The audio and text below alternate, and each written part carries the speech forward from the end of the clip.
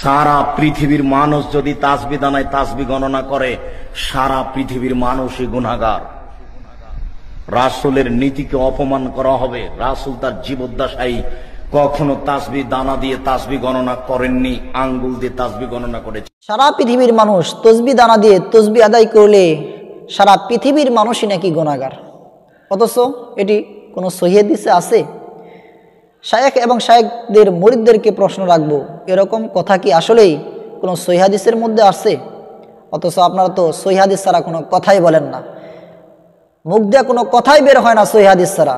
এই সহিহ হাদিসটা আপনারা কোথায় পেলেন? এরপর আসুন আরেক শায়েখ কি বলে সেটাও শুনি।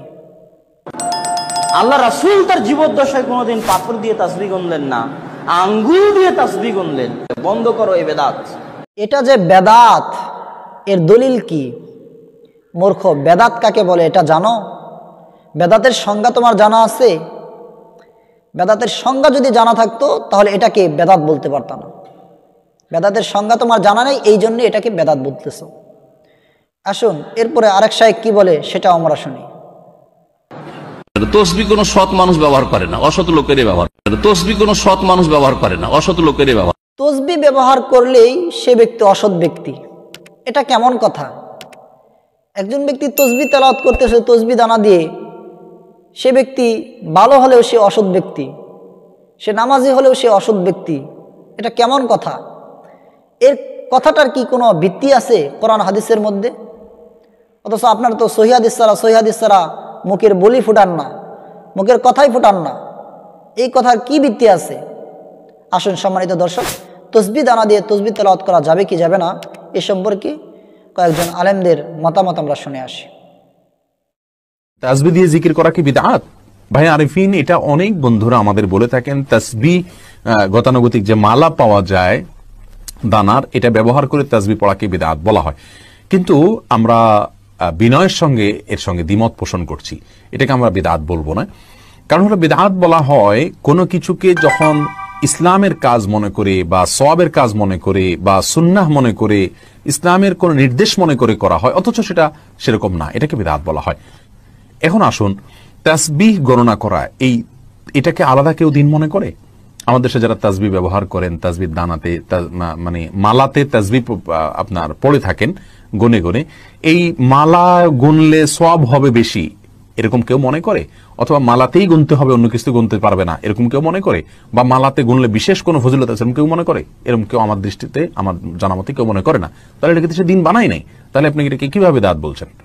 আমরা যেমন দানা দিয়ে গনি, এই গোনাটাকে যদি সওয়াবের নিয়ত করে তাহলে কিন্তু এটা বেদাত হবে।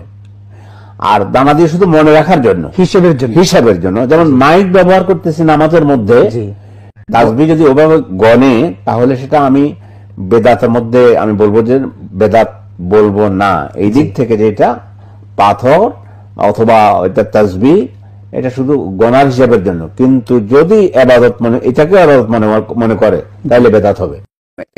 হ্যাঁ, সাহাবা কেরামের মধ্যে কেউ কেউ তারা গুটি দিয়ে ব্যবহার করেছেন, প্রমাণ পাওয়া যায়। অর্থাৎ এই পাথরের দানা এদিক সেদিক করেছেন, ব্যবহার পাওয়া যায়। এই জন্য কেউ কেউ যদি করে আমরা এটাকে হারাম বলবো না, তবে উত্তম হচ্ছে না করা। উত্তম হচ্ছে হাতে। বিভিন্ন সহিহ হাদিস আসছে তাসবিহ রাসূলুল্লাহ সাল্লাল্লাহু আলাইহি ওয়াসাল্লাম ব্যবহার করেননি, তবে সাহাবীদের যুগে পরবর্তী যুগে তাসবিহর প্রচলন আসছে। এটাকে আমরা সরাসরি বেদাতও বলবো না, এটা জিকির রেখে গোনার একটা উপকরণ মাত্র।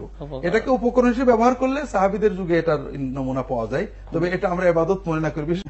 এই জন্য এটা সুন্নতের অংশ নয়, তবে জিকির গোনার উপকরণ হিসেবে ব্যবহার হতে পারে। আহলে হাদিস মুহাদ্দিস আব্দুর রহমান মুবারকপুরী তার লেখা কিতাব তোহফাতুল আহওয়াজি, সুনানে তিরমিজির ব্যাখ্যা গ্রন্থ, খণ্ড নম্বর 9, এই 9 নম্বর খণ্ডে 322 নম্বর পৃষ্ঠায় মুহাদ্দিস আব্দুর রহমান মুবারকপুরী সাহেব তিনি দুটো হাদিস উদ্ধৃত করেছেন, যেটা আমরা সুনান আবু দাউদে পড়েছি, হযরত সাদ ইবনে আবি ওয়াক্কাস রাদিয়াল্লাহু আনহুর হাদিস। আর একটা হাদিস তিনি উদ্ধৃত করেছেন সাফিয়া রাদিয়াল্লাহু আনহার হাদিস, যেটা সুনানে তিরমিজিতে 3789 সিরিয়াল নম্বরে বর্ণিত আছে। উনি বলছেন এই দুই হাদিস দ্বারা বোঝা গেল কাঁকর দ্বারা বা খেজুর বিচি দ্বারা গণনা করে তসবিহ পড়ায় অসুবিধে নেই।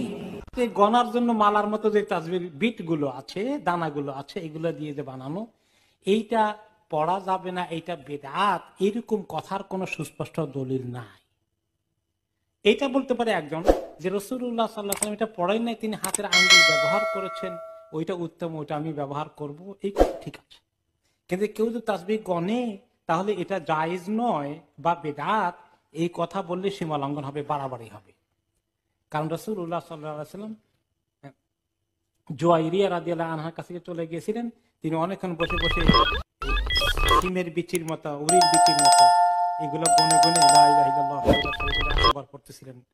তো এগুলো তিনি দেখেছেন, কি করছে, এতক্ষণ পড়েছি। তিনি বলছেন, তুমি এতক্ষণ সময় লাগেছে, এতবার পড়েছ, আমি 2 রাকাত পড়ছি নামাজ, তোমার এতক্ষণ পড়ার থেকে অনেক বেশি সওয়াব পেয়ে যাবো আল্লাহ তাআলার কাছে। তো এতে বোঝা গেল যে ওইটা নিষেধ করেননি তিনি দেখেছেন, তিনি বলেন এইগুলো গনছে কেন, গনা তো বেদাত, এটা তিনি বলেননি। এই কথা, এই হাদিসটির দলিল তাসবিহ জাতীয় কোনো কিছু হাতে নিয়ে গনা যাদের গন্তের সুবিধা মনে করেন জায়েজ আছে, বেদাত হবে না। হ্যাঁ, সাহাবা কেরামের মধ্যে কেউ কেউ তারা গুটি দিয়ে ব্যবহার করেছেন, প্রমাণ পাওয়া যায়, অর্থাৎ এই পাথরের দানা এদিক সেদিক করেছেন, পাওয়া যায়। এই জন্য কেউ কেউ যদি করে আমরা এটাকে হারাম বলবো না, তবে উত্তম হচ্ছে না করা, উত্তম হচ্ছে হাত